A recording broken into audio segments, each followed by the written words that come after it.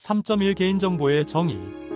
개인정보는 현대 디지털 사회에서 가장 중요한 보호 대상 중 하나로 자리 잡았다. 개인정보란 살아있는 개인에 관한 정보로 해당 정보만으로 특정 개인을 알아볼 수 있는 모든 데이터를 포함한다. 이는 단순히 이름이나 주민등록번호와 같은 직접적인 식별 정보뿐만 아니라 간접적으로 개인을 특정할 수 있는 다양한 정보를 망라한다. 개인정보의 종류는 크게 식별정보, 민감정보, 그리고 기타 개인 관련 정보로 구분할 수 있다. 식별정보에는 성명, 주민등록번호, 주소, 전화번호 등 직접적으로 개인을 특정할 수 있는 정보가 포함된다. 민감정보는 사상, 신념, 노동조합 가입 여부, 정치적 견해, 건강, 성생활 등 개인의 내밀한 영역과 관련된 정보로 더욱 엄격한 보호가 필요한 데이터를 의미한다. 기타 개인 관련 정보에는 인터넷 검색 기록, 위치 정보, 구매 이력, 금융거래 내역 등이 포함된다. 이러한 정보들은 개인의 일상생활과 행동 패턴을 추적할 수 있는 중요한 데이터로 현대 정보화 사회에서 매우 민감하고 중요한 정보로 취급된다. 특히 디지털 기술의 발전으로 인해 개인정보의 수집과 활용, 범위가 급격히 확대되면서 개인정보 보호의 중요성은 더욱 커지고 있다. 개인정보는 단순한 데이터 이상의 의미를 지닌다. 이는 개인의 프라이버시와 직결되는 중요한 자산으로 부적절하게 다뤄질 경우 심각한 인권 침해로 이어질 수 있다. 따라서 개인정보의 수집, 이용, 제공, 보관 등 전 과정에 걸쳐 엄격한 관리와 보호가 필수적이다. 기업과 기관은 개인정보보호법을 준수하며 개인의 권리를 존중하고 정보를 안전하게 관리해야 한다. 기술의 발전과 함께 개인정보의 개념과 보호 방식도 계속해서 진화하고 있다. 빅데이터, 인공지능, 사물인터넷 등 새로운 기술의 등장으로 개인정보의 수집과 활용 방식은 더욱 복잡해지고 있으며 이에 따라 개인정보 보호를 위한 법적, 기술적 대응도 끊임없이 변화하고 있다. 결국 개인정보 보호는 개인의 존엄성을 지키고 프라이버시를 보장하기 위한 중요한 사회적 가치라고 할 수 있다. 3.2 법적 의무화 규정. 개인정보 보호와 관련된 법적 의무화 규정은 현대 정보사회에서 매우 중요한 의미를 갖는다. 기업과 조직은 개인정보를 안전하게 관리하고 보호해야 할 법적 책임이 있으며 이를 위반할 경우 심각한 법적 제재를 받을 수 있다. 개인정보보호법은 개인의 정보를 보호하고 프라이버시를 지키기 위해 제정되었다. 이 법은 개인정보의 수집, 이용, 제공, 보관, 파기 등의 전 과정에 대해 엄격한 기준을 제시한다. 기업은 개인정보를 수집할 때 정보 주체로부터 명확한 동의를 얻어야 하며 수집된 정보는 목적에 필요한 최소한의 범위 내에서만 활용해야 한다. 정보통신망 이용 촉진 및 정보보호 등에 관한 법률도 중요한 법적 근거가 된다. 이 법은 온라인상에서의 개인정보 보호에 중점을 두고 있으며 개인정보 유출 시 기업에 대한 처벌 규정을 명확히 하고 있다. 특히 데이터 유출로 인한 피해 발생 시 기업은 막대한 벌금과 함께 형사처벌을 받을 수 있다. 개인정보 보호와 관련된 법적 의무는 단순히 규제를 따르는 것 이상의 의미를 갖는다. 이는 기업의 신뢰성과 직접적으로 연결되는 중요한 사회적 책임이다. 고객의 개인정보를 안전하게 보호하는 것은 기업의 평판과 경쟁력을 결정하는 핵심 요소가 된다. 기업은 개인정보 보호를 위해 다음과 같은 구체적인 조치를 취해야 한다. 첫째, 개인정보 처리 방침을 명확히 수립하고 공개해야 한다. 둘째, 개인정보 관리 책임자를 지정하여 체계적인 관리 시스템을 구축해야 한다. 셋째, 정기적인 개인정보 보호 교육을 실시하여 임직원들의 인식을 제고해야 한다. 법적 위반 시 발생할 수 있는 제재는 매우 심각하다. 개인정보보호법에 따르면 최대 5억 원 이하의 과징금, 3년 이하의 징역 또는 3천만 원 이하의 벌금 등 다양한 처벌이 존재한다. 이러한 법적 제재는 기업의 심각한 재정적, 법적 리스크를 초래할 수 있다. 결론적으로 개인정보 보호를 위한 법적 의무화 규정은 단순한 법적 요구사항을 넘어 기업의 사회적 책임과 윤리를 반영하는 중요한 기준이 된다. 3.3 교육의 필요성. 디지털 시대의 급속한 발전으로 개인정보 보호의 중요성은 그 어느 때보다 커졌다. 기업과 조직은 매일 수많은 개인정보를 다루고 있으며 이 과정에서 발생할 수 있는 정보 유출과 침해, 위험은 심각한 사회적, 법적 문제를 야기할 수 있다. 따라서 체계적이고 전문적인 개인정보 보호 교육은 더 이상 선택이 아닌 필수가 되었다. 개인정보 보호 교육의 핵심은 조직 내 모든 구성원들이 개인정보의 가치와 중요성을 깊이 인식하는 데 있다. 단순히 법적 규정을 준수하는 것을 넘어 개인정보 보호에 대한 윤리적 책임감을 내재화하는 것이 중요하다. 이를 통해 조직은 개인정보 유출로 인한 막대한 경제적 손실과 평판 훼손을 사전에 방지할 수 있다. 현대 정보사회에서 개인정보는 가장 중요한 자산 중 하나로 간주된다. 개인의 사적인 정보가 부적절하게 취급되거나 악용될 경우 심각한 인권 침해와 2차 피해가 발생할 수 있다. 따라서 모든 조직 구성원은 개인정보 처리에 대한 올바른 절차와 방법을 숙지해야 한다. 이는 단순한 기술적 교육을 넘어 윤리적 인식과 책임감을 포함하는 종합적인 접근이 필요하다. 개인정보 보호 교육은 크게 세 가지 측면에서 중요성을 갖는다. 첫째, 법적 측면에서 개인정보보호법을 준수하고 위반에 따른 법적 제재를 예방할 수 있다. 둘째, 기술적 측면에서 최신 정보보안 기술과 대응 방안을 학습할 수 있다. 셋째, 윤리적 측면에서 개인의 프라이버시를 존중하고 보호하는 조직 문화를 형성할 수 있다. 효과적인 개인정보 보호 교육은 이론과 실무를 균형 있게 다루어야 한다. 단순한 강의식 교육을 넘어 실제 사례 분석, 모의 훈련, 토론 등 다양한 교육 방법을 활용해야 한다. 또한 정기적이고 지속적인 교육을 통해 구성원들의 개인정보 보호 의식을 지속적으로 강화해야 한다. 4. 직장 내 장애인 인식 개선 교육. 현대 사회에서 장애인에 대한 인식 개선은 단순한 윤리적 의무를 넘어 기업의 핵심 가치로 자리 잡고 있다. 기업은 더 이상 장애인을 취약계층으로만 바라보지 않고 고유한 능력과 잠재력을 가진 중요한 인적 자원으로 인정해야 한다. 이는 단순히 법적 규정을 준수하는 차원을 넘어 진정한 포용과 다양성을 실현하는 과정이다. 장애인 인식 개선 교육은 조직 내 편견과 고정관념을 해체하는 핵심 메커니즘이다.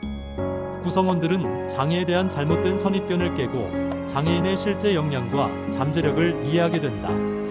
이를 통해 직장 내 차별과 배제의 문화를 근본적으로 변화시킬 수 있다.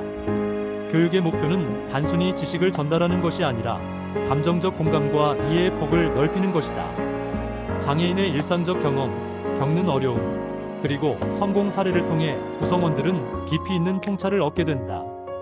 이러한 과정은 편견을 해소하고 상호 존중의 문화를 만드는 데 결정적인 역할을 한다. 장애인 인식 개선 교육은 법적 의무를 넘어 조직의 경쟁력과 직접적으로 연결된다. 다양성을 인정하고 포용하는 조직 문화는 창의성과 혁신을 촉진하며 구성원들의 상호 이해와 협력을 강화한다. 장애인 직원들이 자신의 능력을 최대한 발휘할 수 있는 환경을 조성함으로써 전체 조직의 성과를 높일 수 있다. 교육 프로그램은 이론적 접근을 넘어 실제적이고 체험적인 방식으로 설계되어야 한다. 장애인 당사자의 생생한 경험담, 롤플레이, 상호작용적 워크숍 등 다양한 방법을 활용해 구성원들의 공감과 이해를 높여야 한다. 이를 통해 장애에 대한 추상적 지식이 아닌 실질적인 인식 변화를 이끌어낼 수 있다. 더 나아가 장애인 인식 개선 교육은 조직 문화의 근본적인 전환을 가져올 수 있다. 장애인에 대한 배려와 존중은 단순한 도덕적 의무가 아니라 인간의 기본적 가치를 실현하는 과정이다. 이러한 교육을 통해 우리는 진정한 포용과 다양성의 의미를 이해하고 실천할 수 있다. 궁극적으로 장애인 인식 개선 교육은 사회적 변화를 위한 중요한 도구이다.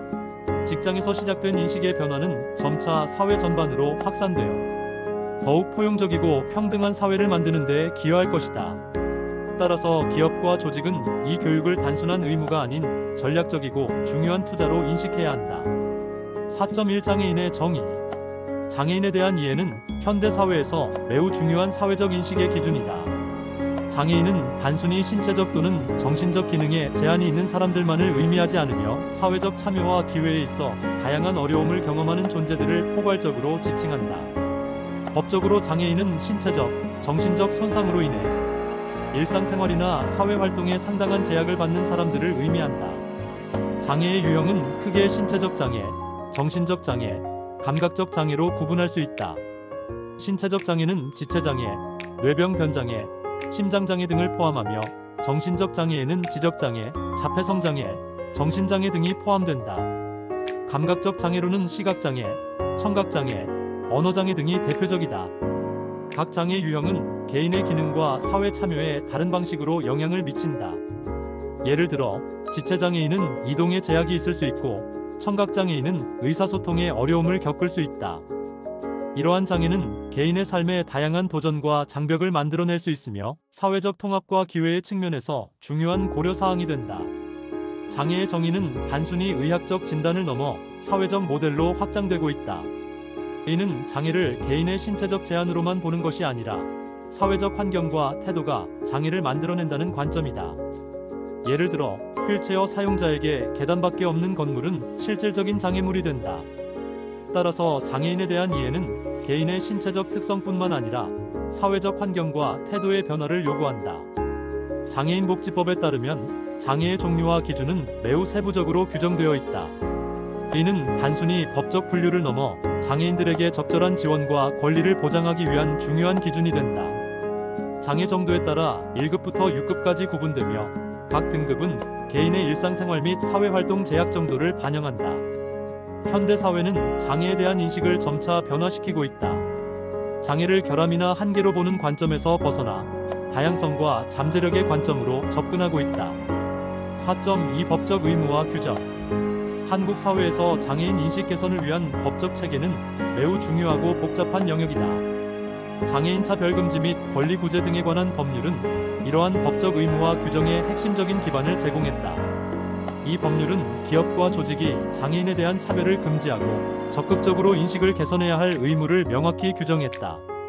구체적으로 살펴보면 상시 50인 이상 사업장은 의무적으로 장애인 인식 개선 교육을 연 1회 이상 실시해야 한다.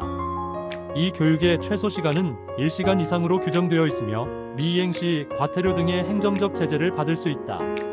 교육은 단순한 형식적 진행이 아니라 실질적이고 깊이 있는 내용으로 구성해야 한다.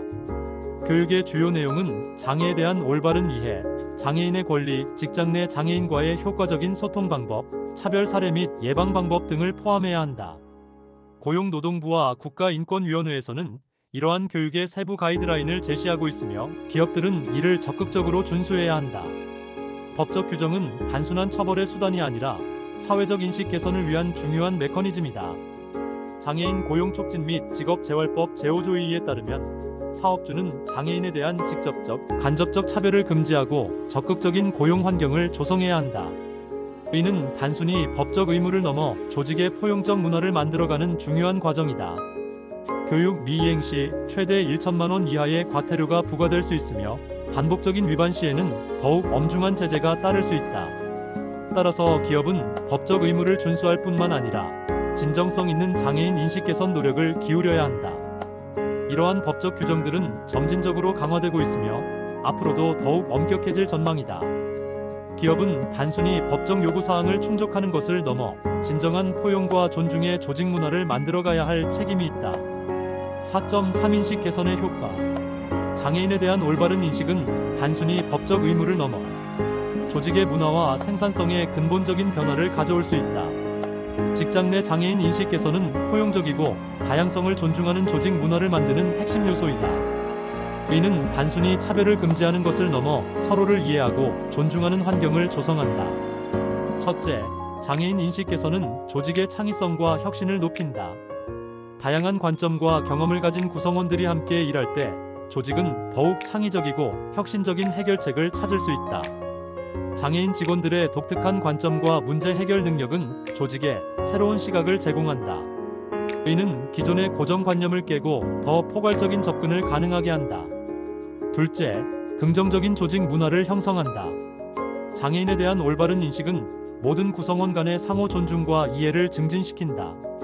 이러한 문화는 직원들의 직무 만족도와 참여도를 높이며 전반적인 조직의 심리적 안정감을 증대시킨다. 직원들은 자신의 차이점을 인정받고 존중받는다고 느낄 때 더욱 적극적이고 헌신적으로 일한다. 셋째, 조직의 사회적 책임과 이미지를 향상시킨다. 장애인에 대한 포용적인 접근은 기업의 사회적 책임을 실천하는 중요한 방법이다. 이는 외부 이해관계자들에게 조직의 긍정적인 이미지를 전달하며 고객, 투자자, 파트너들로부터 좋은 평가를 받을 수 있다. 더불어 다양한 인재를 확보하고 유지하는 데 긍정적인 영향을 미친다. 넷째, 직원들의 공감 능력과 다양성 이해력을 향상시킨다. 장애인 인식 개선 교육은 직원들에게 서로의 차이를 이해하고 존중하는 방법을 가르친다.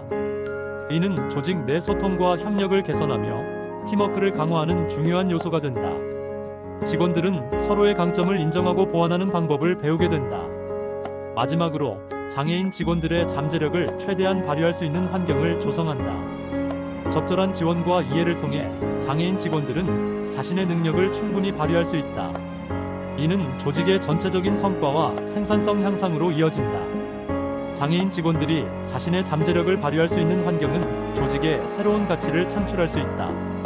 결론적으로 장애인에 대한 올바른 인식 개선은 단순한 법적 의무를 넘어 조직의 실질적이고 긍정적인 변화를 가져오는 핵심 전략이다. 이는 조직의 문화, 생산성, 이미지, 그리고 구성원들의 관계에 깊은 영향을 미친다. 5. 퇴직연금 교육. 현대 기업 환경에서 퇴직연금은 단순한 재정적 제도를 넘어 근로자의 노후 보장을 위한 중요한 사회적 장치로 자리 잡았다. 기업과 근로자 모두에게 장기적인 재정 안정성을 제공하는 퇴직연금 제도는 복합적인 이해와 체계적인 접근을 요구한다. 따라서 이를 위한 전문적이고 체계적인 교육의 필요성이 더욱 커지고 있다. 퇴직연금 제도는 크게 확정급여형과 확정기여형 두 가지로 나눌 수 있다. 확정급여형은 근로자가 퇴직할 때 받게 될 급여액이 사전에 결정되는 방식이며, 확정기여형은 기업의 부담금을 중심으로 운영되는 방식이다. 각각의 특성과 장단점을 정확히 이해하는 것이 퇴직연금 교육의 핵심이다.